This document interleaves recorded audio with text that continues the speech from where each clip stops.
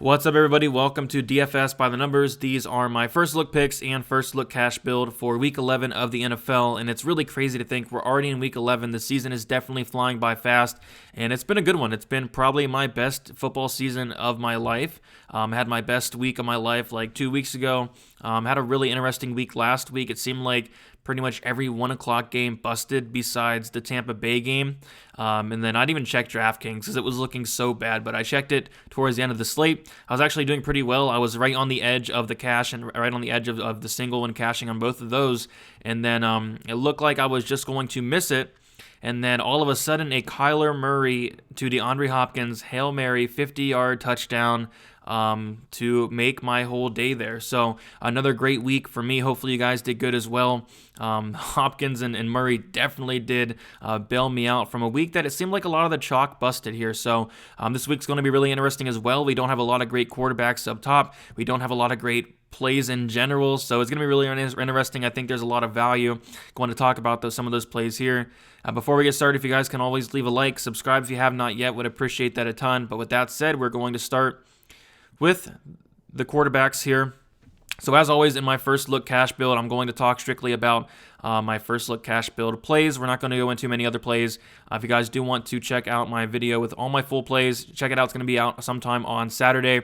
I'll get into all the other plays I like, but for now, we're just making a first look cash build from a first look perspective. And of course, a lot is going to change from now up until kickoff because a lot of injury news, COVID, all that good stuff, a lot of value does open throughout the week. So at quarterback, lots of great options, but all the great options are down below. I think this is definitely a week where you're going to want to spend down at quarterback. I like Matt Ryan a lot. I like Cam Newton a lot. Jameis Winston is very interesting, but man, Joe Burrow here at 5,500 going against Washington in a 46.5 point game total, where the Bengals are about a 1.5 underdog.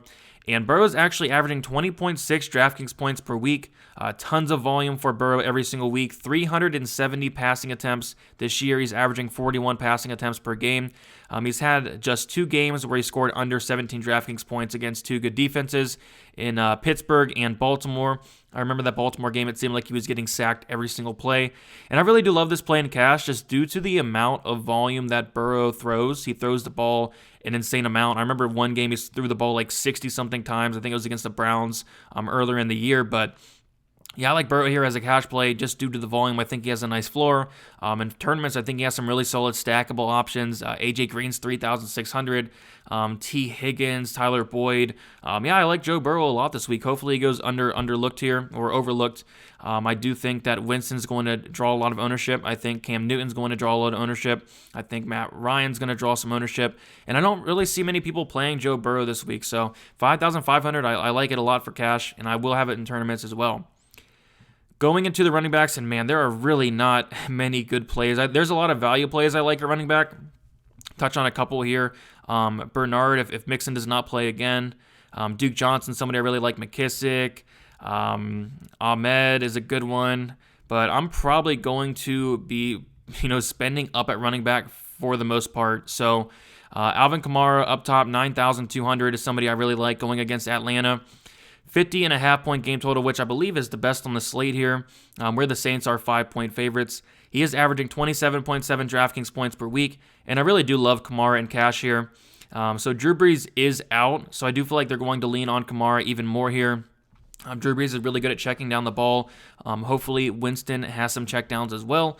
That's where Kamara does get a lot of his points. And I'm assuming they will. I'm assuming that's going to be in the game plan. It's really not hard to check down the ball to the running back there. But yeah, just a fantastic floor for Kamara as always. A great ceiling as well. I love the matchup against a really poor Atlanta defense. He can do it through the air. He can do it on the ground. He can score touchdowns, 11 touchdowns on the year. And he's, of course, good for around 20 touches and has some great touchdown upside as well. So, yeah, Alvin Kamara, this is probably going to be a week where I do spend up at running back because, there are some decent punt options, but there's not ones that really jump out at you. So, Kamara, I'm fine with putting it in my cash lineup there. And not going down too much. Dalvin Cook, 9,000 here, going against Dallas in a 48.5 point game total, which is, I believe, the second or third. I think it's the third highest on the slate, where the Vikings are 7-point favorites, which I do like for Dalvin Cook here. And he is averaging 28.7 DraftKings points per week And yeah, Cook has been on a tear as of late, scoring over 100 DraftKings points in the last 3 games combined, 34 touches last week, and he always has that 30-touch upside any given week here, and I think he does get it again here in Dallas in a game where they're going to be ahead. I do think they're going to run him the ball a lot. High touchdown upside, 13 touchdowns on the year, and it should be ahead of most of the game, leading to more carries for Cook. The only thing I'd be concerned about is if they get ahead too much, which they're only 7-point favorites. I'm not overly concerned about that, but yeah, Dalvin Cook, I mean, you got to keep playing him. The dude's been fantastic. 15 DraftKings points against a tough Chicago matchup last week. 42 DraftKings points against Detroit. 51 DraftKings points against Green Bay. 20 against Seattle. The dude's an absolute beast, and I really do love the matchup here against Dallas in a game they should be ahead. So, as you can see, I'm paying up at running back. I think it'll be a kind of a different strategy. Getting both of the stud running backs up top and paying down at other positions, paying down at quarterback, paying down at tight end is a must this week, and paying down at wide receiver. I think there's a lot of value at wide receiver, which we will get into right now. So we do need some value here. Obviously, I love Julio Jones. I love Keenan Allen every single week. I think Michael Thomas is very intriguing. Other than that, McLaurin I like a lot. I like the Pittsburgh Steelers wide receivers. All 3 of them I do think they're in play. I like the Vikings wide receivers, but going down for some value. And Brandin Cooks is really interesting here. 5,200 versus New England in a 48-point game total where the Texans are 2-point underdogs. So I think there's going to be some recency bias, or at least I hope, in this game, or for Brandin Cooks here, because last week they did play in Cleveland and there was really bad weather, and where he only scored 9 DraftKings points, but still, I believe he had 7 targets last week, 8 targets last week. So still he's still getting targeted. And yeah, not the best matchup in the world here against New England, but Cooks has been getting a lot of targets as of late. We see it there, 8 targets in week 10, 9 in week 9, 9 in week 7, 9 in week 6. He's getting more targets than Will Fuller, which is really interesting, and you are getting a $1,000 savings off of Will Fuller as well. Yeah, I just think Cooks is way too cheap here for the amount of volume he gets. Last week, kind of got to just look over it because of the bad weather in Cleveland. And yeah, Cooks at 5,200. I think there's a lot of value there. I think he's way too cheap there. All right, we need some more cheap plays here to pay up for our Cook and KAMARA. And we will go with, I think Jakobi Meyers is really interesting here at 4,900 going against Houston. The other side of Brandin Cooks here in a 48-point game total where the Patriots are 2-point favorites.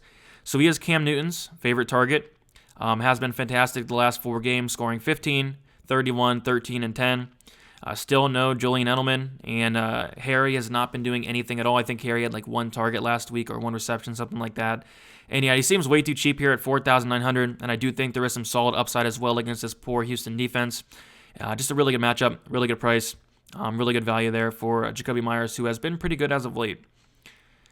All right, and then it needs some more value going down, going all the way down.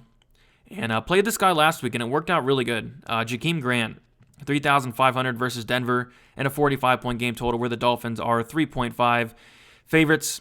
And he had 14.3 DraftKings points last week at 3,000, which was fantastic, the minimum price. They did price him up here, a $500 increase. But I really still do like the play. Filling in for that Preston Williams role. Should see a decent amount of targets for the price. He did have 5 targets last week as well. So, yeah, JAKEEM Grant, nice little pump play here. The matchup is okay against Denver. Not something I'm overly concerned about. With 3,500, you really don't need much. All right, and then tight ends are really interesting this week. So there is not many great plays. I mean, Mark Andrews is the highest priced tight end, and I want really nothing to do with that, especially because it's going to gain some ownership, and it'll probably be one of the highest owned tight ends on the slate. And yeah, there's not much at all. Hayden Hurst, I'm interested in at 4,400. Hawkinson is interesting at 4,200. Ebron, I guess 4,000. Hooper, 3,900 is something I like. Goddard is interesting, 3,800. But yeah, I like, if I can find him, Logan Thomas, 3,300 here versus Cincinnati, in a 46.5 point game total here, where Washington is a 1.5 favorite. Averaging 8.5 DraftKings points per week. He had 6 targets in 66 yards last week, 4 receptions, Just a cheap punt tight end play here. 52 targets on the year, averaging a little less than 6 targets per game. Pretty good matchup here against the Cincinnati defense. And you really don't need much at this $3,300 price tag. And what I like about Thomas is he gets the volume, 3 touchdowns on the year. Not the results we've expected to see, or at least I expected to see this year, but still, the targets are still there. I like a matchup this week, and there's really not many great options at tight end. I just really want to pay down at tight end this week, whether it is Logan Thomas or guys around that price range of the 3,000s. So Logan Thomas for that. All right, and then finally we'll fill in our flex spot here. And this is probably one of the best plays on the slate from just a price perspective, and I do think, Swift here, DeAndre Swift at 6,400 is a fantastic play. I love the matchup going against Carolina here. He is averaging 14.5 DraftKings points per game, 6 touchdowns on the year. He received his first career start last week. I got a notification saying that he's starting. I didn't look into it as much as I should have, and he had himself a game, scoring 25.9 DraftKings points, 16 rushing attempts, 81 yards, had 5 receptions on 5 targets, and a receiving touchdown as well. So yeah, really good game last week. He's going to draw the start again. And just a really good matchup here against a really, really bad Carolina rushing defense, one of the worst rushing defenses in the league. Should be able to build off of his last start and hopefully get another 20 touches if he does. The matchup's fantastic. The volume's fantastic. I really like DeAndre Swift at 6,400. And then we are left with 3,000. And I think the Browns, I'm probably going to go with the Browns here. Other than that, I think the Patriots, not a great option there. Washington, yuck. Yeah, the defenses are really ugly down here. I usually like to punt at defense, but really there's nothing. You don't want to play the Cowboys defense. You really don't want to play the Jaguars defense. You don't want to play the Bengals defense. So I'm probably going to have to pay up at defense this week. I'm typically paying down, but really there's nothing. I mean, Titans, maybe 2,500. But yeah, I think the Browns are really interesting. So the Browns defense, I don't think they're great, but they do score a decent amount of DraftKings points, 6 against Houston, 3 against Las Vegas, 7 against Cincinnati, a point against Pittsburgh, 11 against Indianapolis, 5 against Dallas. They are averaging 5.7 DraftKings points. They get a decent amount of sacks, 22 sacks on the year, 7 interceptions on the year. I think they're fine against a Philadelphia offense that has not been all that great this year. So plug them in here, 3,000. So we are left with $0 remaining. So this is just a first look lineup here, my first look thought process, and that is Joe Burrow going down and punting at quarterback. I think he throws a ton of volume. I think there's a great floor, averaging 20.6 DraftKings points. I don't understand this price tag. The matchup's not bad against Washington. And then going up, getting our studs, Alvin Kamara, Dalvin Cook, the 2 best plays on the slate, getting them in one lineup. I really like that. I don't know if many of people are going to do that, but you're getting a huge floor between the 2 of them, and you're getting a huge ceiling as well. So, like I said, 2 of the best plays on the slate into one lineup, but that does cause you to pay down to other positions, which is fine because I do think there's a lot of value. At wide receiver, Brandin Cooks, he's been getting more targets than Will Fuller. I don't mind the matchup against New England. I'm not overly concerned about how decent the Patriots defense has been this year. And just like the volume that Cooks is getting. And what should be a decently high-scoring game. On the other side of things, Jacoby Myers, 4,900. I don't really get this price tag. Cam Newton's favorite option, getting a decent amount of targets as of late. Still no Julian Edelman. Should be able to get some decent upside here at that price. JAKEEM Grant, 3,500. Really like the price. Nice pump play. You really don't need much at 3,500. They're filling in for that Preston Williams role. I like it a lot. Decent matchup against Denver. And then Logan Thomas, he's getting a lot of targets, averages at just about 6 targets per game. The targets are there, the price is really low, and you don't need much at 3,300. It allows you to pay up at other positions. And then finally, DeAndre Swift, 6,400. I think this is probably one of the best plays on the slate, just factoring in the value of 6,400, the amount of touches he's going to get, the matchup. I like Swift a lot. Kamara, Cook, and Swift in one lineup. I actually really like that. Don't know if I'm going to do that for my cash lineup when it comes Sunday, but I don't know. I actually really like that, and there's not really any other running back plays I'm totally in love with. I think there's some decent pump plays, but nothing that really jumps off at me there. And then the Browns defense, just a cheapish defense going against a not-so-great offense in the Cleveland defense. I mean, they're good at getting sacks, good at getting turnovers, so I like it quite a bit. So That's about it. If this video helped you out in any way, please leave a like, subscribe if you haven't yet. Would really appreciate that a ton. Look out for my final look video where I go over my final plays, all that good stuff, and good luck on Sunday.